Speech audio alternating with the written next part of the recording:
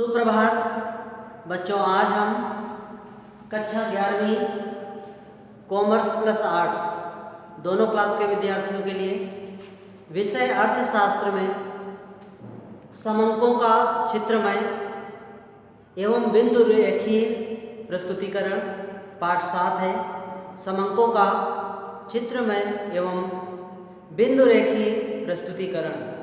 बच्चों, जैसा कि पिछले लेसन में आपने जाना है, समझा है, समंकों का सारणीयन वर्गीकरण जब सांख्यिकी का कार्य शुरू हो जाता है, डाटा को कलेक्ट कर लिया जाता है तो उसको प्रस्तुत किया जाता है चित्रमय प्रस्तुतिकरण द्वारा या गणनाओं पर आधारित गणना विधियों द्वारा।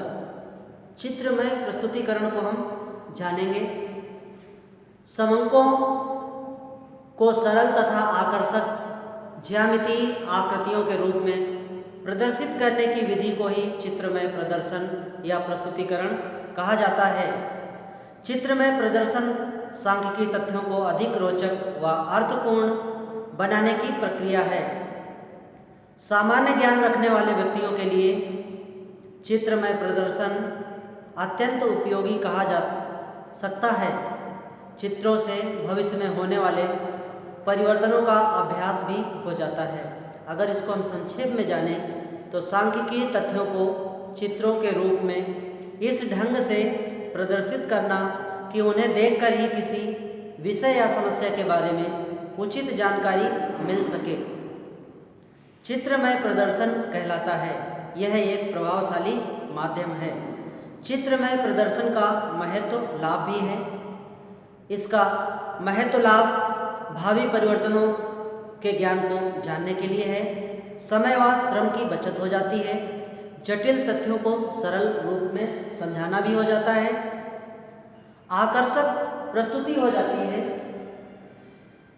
परस्पर तुलनीय हो जाते हैं। व्यापक उपयोगिता हो जाती है। बच्चों, इसकी उपयोगिता हमने आशय को जाना, लाभ को जाना और अब उपयोगिता और सावधानियों के बारे में भी हम जानेंगे।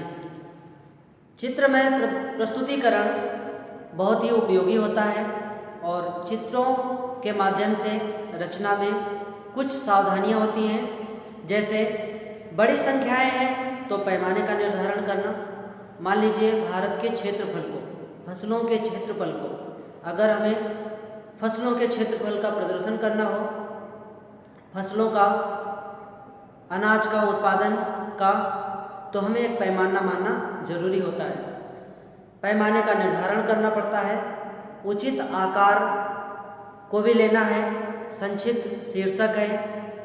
ज्यामितीय उपकरणों का उपयोग भी करना पड़ सकता है।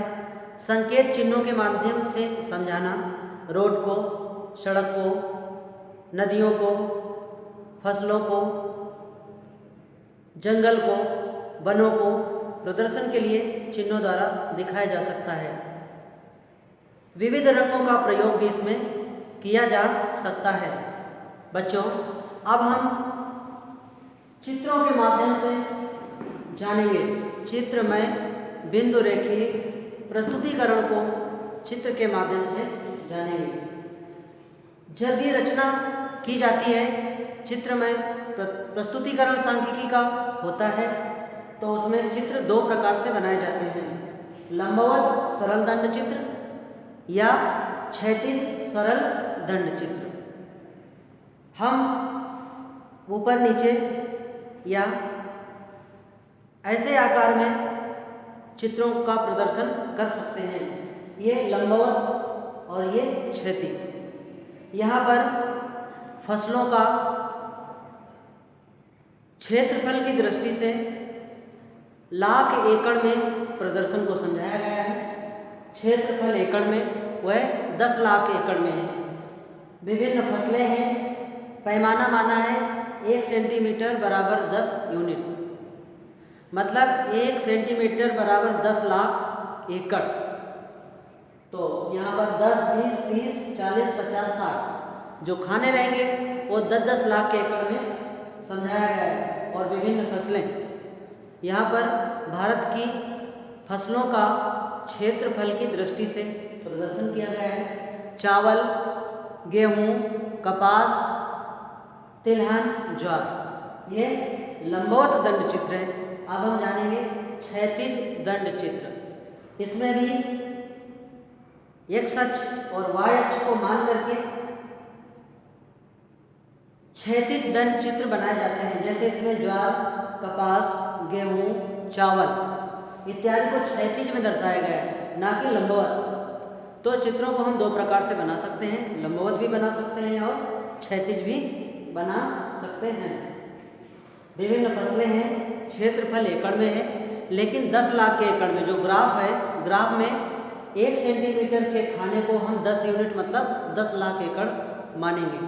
तो ऐसा बड़ी चीज़ों को पैमाना मान करके चित्र में प्रदर्शन किया जा सकता है। आगे हम और जानेंगे चित्र में प्रस्तुतिकरण सवालों के माध्यम से। Thank you, have a nice day.